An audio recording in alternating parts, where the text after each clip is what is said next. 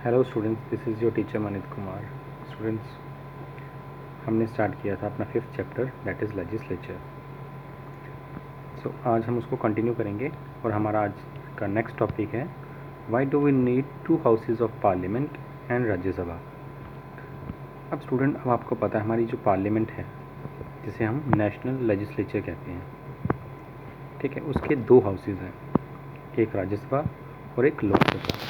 तो इसमें ये समझा रहे हैं कि 2 हाउसेज क्यों हैं या उनके बेनिफिट्स क्या हैं।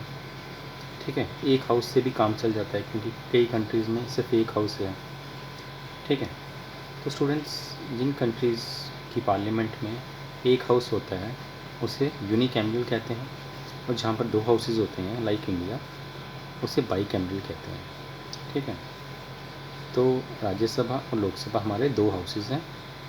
राज्यसभा को काउंसिल ऑफ स्टेट्स भी कहते हैं और लोकसभा को हाउस ऑफ द पीपल भी कहते हैं। ओके, अब इनका मतलब क्या है कि काउंसिल ऑफ स्टेट्स का मतलब है कि राज्यसभा के जो मेंबर्स होते हैं वो स्टेट्स को रिप्रेजेंट करते हैं और लोकसभा के मेंबर्स पीपल्स को रिप्रेजेंट करते हैं। कि लोकसभा के मेंबर को कौन चुनता है? पीपल, यहाँ की वोटर चुनते हैं। और राज्यसभा के मेंबर्स को कौन चुनता है? जो हमारे चुने हुए हमारे मेंबर्स हैं, हमारे रिप्रेजेंटेटिव्स हैं, वो उन्हें चुनते हैं। ओके, तो आपको समझ आ गया यूनिकैमरल और बाईकैमरल क्या होता है। अब स्टेट्स में भी लेजिस्लेटिव असेंबलीज होती हैं। ठीक है, तो कॉन्स्टिट्यूशन ने स्टेट को ये राइट दिया है कि वो अपनी असेंबली यूनिकैमरल भी बना सकते हैं और बाईकैमरल भी बना सकते हैं। मतलब उनके 2 हाउस भी हो सकते हैं और एक हाउस भी हो सकता है। ओके, अब स्टेट्स में जब 2 हाउसेज होंगे तो उन दोनों हाउसेज को क्या कहते हैं? एक को कहते हैं लेजिस्लेटिव काउंसिल और एक को कहते हैं लेजिस्लेटिव असेंबली। ओके, जैसे राज्यसभा लोकसभा है, वैसे स्टेट में अगर 2 हाउसेज होंगे तो जो राज्यसभा के बेस पे होगा उसे हम बोलेंगे लेजिस्लेटिव काउंसिल, जो लोकसभा के बेस पे होगा उसे बोलेंगे लेजिस्लेटिव असेंबली। ओके, तो स्टेट में भी बाईकैमरल कुछ स्टेट्स हैं, जैसे बिहार है, जैसे यूपी है, बड़े बड़े जहाँ पर ज़्यादा पॉपुलेशन है वहाँ पर क्या है? बाईकैमरल है। ठीक है, तो बाकी जो स्टेट्स हैं हमारी मोर देन 20 स्टेट्स, वहाँ पर यूनिकैमरल है। ठीक है, बेनिफिट क्या होते हैं बाईकैमरल के? अब बाईकैमरल जब 2 हाउसेज होंगे तो क्या होगा? Every decision is reconsidered, double check and discuss twice. इससे क्या मतलब है कि जो भी पॉलिसी बनेगी पहले वो लोकसभा में डिस्कस होगी, फिर वो राज्यसभा में डिस्कस होगी, तो मतलब 2 बार डिस्कशन हुई। तो अगर एक ने कोई गलती कर दी तो वो दूसरा हाउस उसको चेक कर लेगा या उस पर डिस्कशन करेगा। अगर कोई कमी रह जाएगी तो वहाँ पर वो दूसरा हाउस क्या कर सकता है? उसको सजेशन दे सकता है। तो मतलब एक ही बिल को 2 बार डिस्कस किया जाएगा। ठीक है, इससे क्या होगा? बहुत ही अच्छे रूल्स बन के आएंगे। ठीक है, बहुत ही अच्छे लॉज बनेंगे।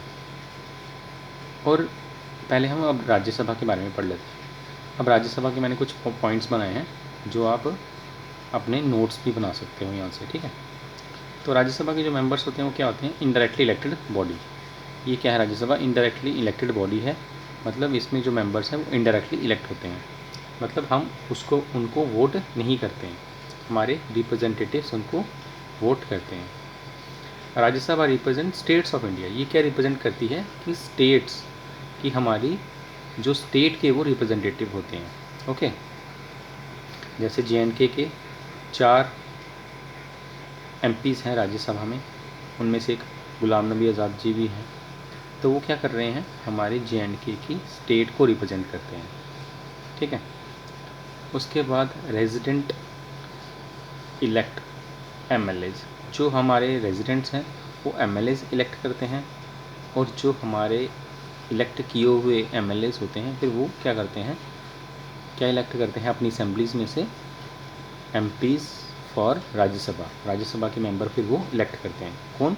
हमारे इलेक्ट किए हुए मेंबर्स। ठीक है, हमारे MLAs।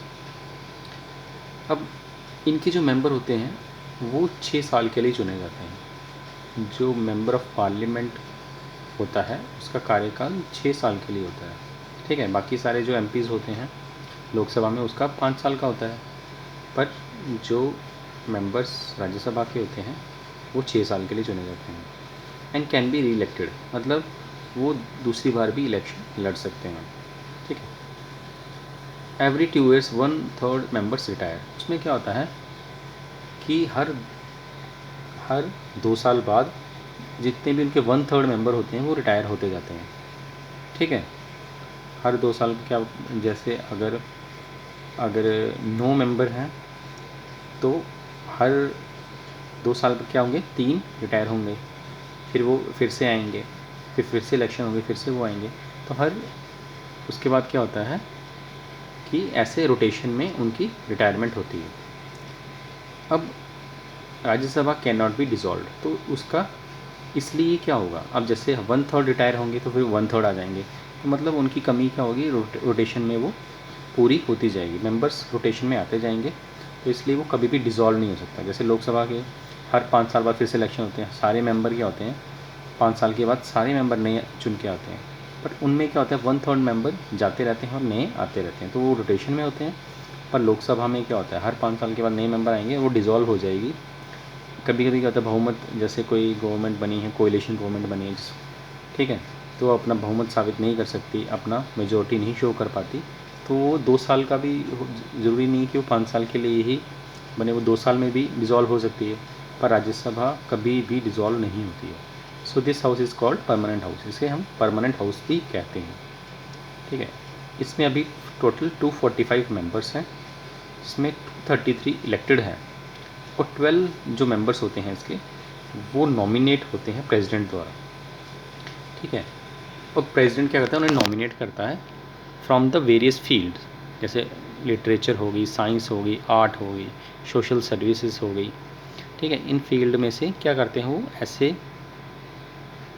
ऐसे मेंबर्स को क्या करते हैं वो नॉमिनेट करते हैं, कौन, प्रेसिडेंट करते हैं, ताकि उनकी स्पेशलिटी जो उस फील्ड में है वो भी काम आ सके, कोई लॉ बनाने के लिए, कोई उन फील्ड की डेवलपमेंट करने के लिए। जैसे साइंस से कोई होगा तो साइंस की डेवलपमेंट की बात करेगा, ठीक है।